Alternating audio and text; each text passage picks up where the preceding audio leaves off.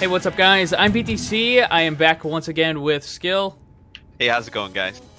So today we got another map exploit for you today. This is at Ecopoint Antarctica. So in the 1v1 or the 3v3 maps, we're going to show you how to use Mei to get outside of the map, get outside of the boundaries. Now, in the 1v1, obviously you have to wait until you actually get the Mei character, but it's even worse than that. You can only do this trick from Team 1's side of the map, so the blue team spawn, which does give the blue team a very slight advantage. The red team can still use the trick, but they have to actually go to the blue team spawn in order to do it. Even though the map is symmetrical, the exploit doesn't work on both sides. It only works on Team 1's side of the map. So what I'm going to do here is I'm going to go and spectate Skill right now. And quick disclaimer, again, if you use any of this stuff in an actual match, you can possibly get your account suspended or banned, so we don't recommend it. If you want to do it, mess around with it in a custom game with your friends. Don't do it in a real match. All right, Skill, let's see how you do this. And just walk us through it as you're doing it. Sure, so what you want to do is you want to get stuck in this area here, where the ladder meets the actual floor. And to do this, you're just going to want to back up to the wall and crouch and slowly back up. You'll know you've done it right when you hit a stop. Alright, so we've hit the stop, and what we're going to do is we're going to ice wall directly beneath us while crouching.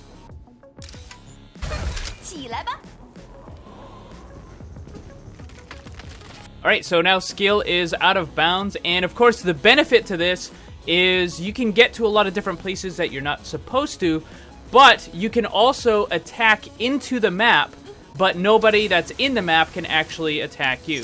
So, like, he can shoot in there, and there's a lot of other places he can get to as well. Now, he can actually change characters right now because he is right next to the spawn area. But in a real match, you wouldn't actually be able to do that because, like, the only reason why he can switch is because he's waiting for players. So you're basically going to be stuck as Mei unless, like, you're able to join the match and for a 3v3. If you were, like, extremely fast, like lightning fast, you might be able to get over, you know, pick Mei, move over there, do the trick, get back there, and then switch to another character.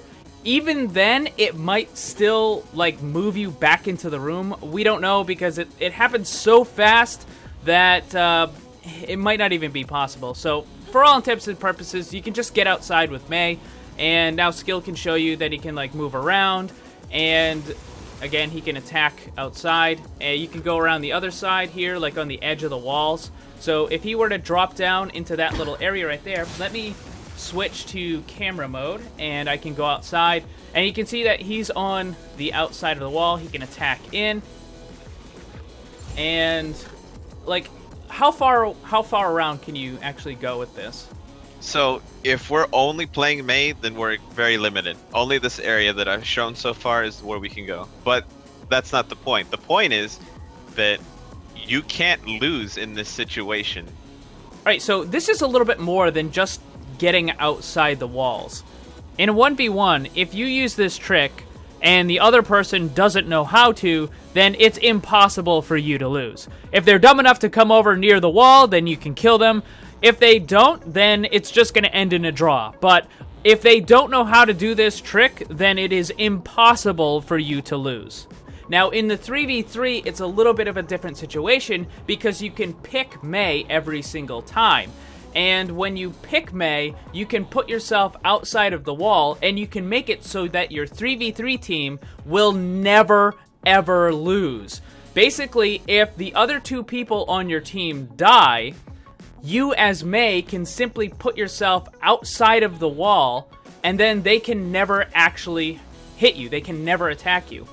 Unless they also have a Mei, in which case they have to come over to this exact spot and do the trick. Remember, it doesn't work on the other side of the map. It only works on this one part of the spawn. So it's the blue team spawn where you would have to do it. So you could potentially grief 3v3s by having a Mei on your team, putting it outside bounds, and then your team would never ever lose unless the enemy team both picks Mei and knows how to do the trick. Alright, so I did mention that it's extremely difficult to actually get up here in time in order to switch characters, but let's say for the sake of argument, you are able to switch characters. Go ahead, Skill, switch to something else. He's going to switch over to Farah, and now he basically has access to the entire map. So go ahead and show us where you can go around.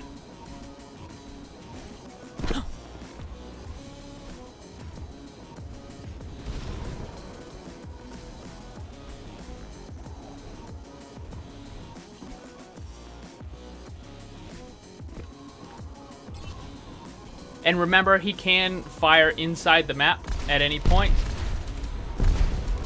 but it's impossible for the enemy team to actually hit him. And there's like skyboxes and stuff that will prevent the enemy team from actually hitting him if he's up here.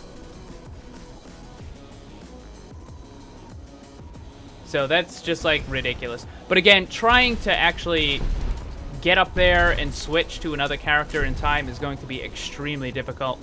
But using Mei to kind of like grief this is definitely possible. Anyways, that is going to be it for this one. Guys, remember, if you do this in a real match, then you can possibly get your account suspended or banned, so we don't recommend it.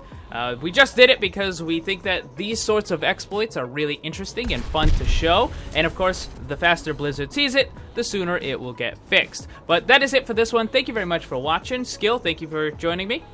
Thanks for having me. Hope you guys enjoyed the video. If you did, make sure you hit that like button, share it with your friends, and subscribe because there's lots more Overwatch on the channel. Remember, always blame the controller because it's never your fault.